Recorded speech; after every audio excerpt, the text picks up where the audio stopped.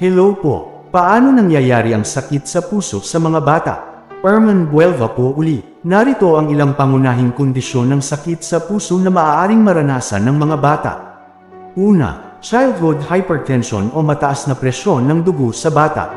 Dahil sa sobrang alat at taba sa pagkain, pati na rin kakulangan sa ehersisyo, nagiging mataas ang blood pressure ng bata. Kapag hindi naagapan, maaaring magdulot ng heart attack at stroke sa murang edad.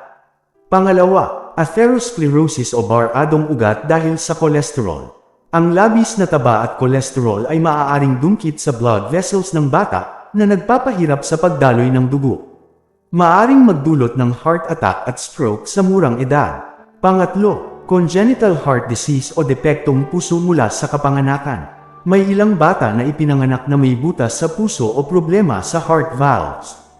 Kinakailangan ng tamang gamutan at pag-iwas sa komplikasyon upang maiwasan ang mas malalang kondisyon.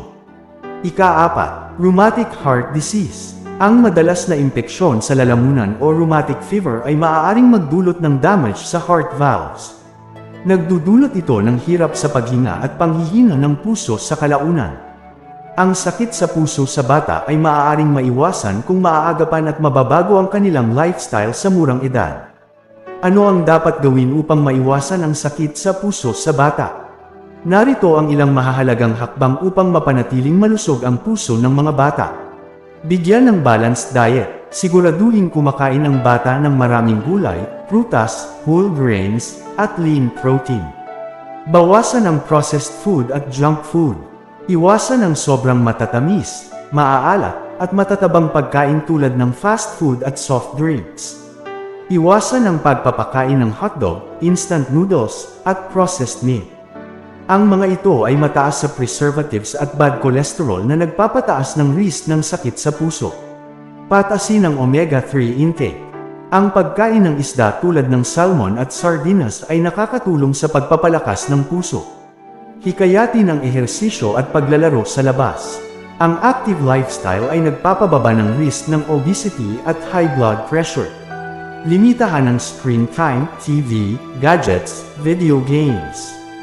Ang sobrang upo ay nagpapataas ng risk ng obesity at heart disease.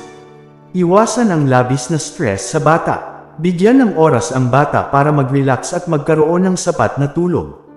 Regular na magpatingin sa doktor. Siguraduhin masesuri ang kalagayan ng puso ng bata, lalo na kung may history ng heart disease sa pamilya. Ang tamang nutrisyon at active lifestyle ang susi upang mapanatiling malusog ang puso ng mga bata at maiwasan ang sakit sa puso sa murang edad. Ingat po palagi. God bless po.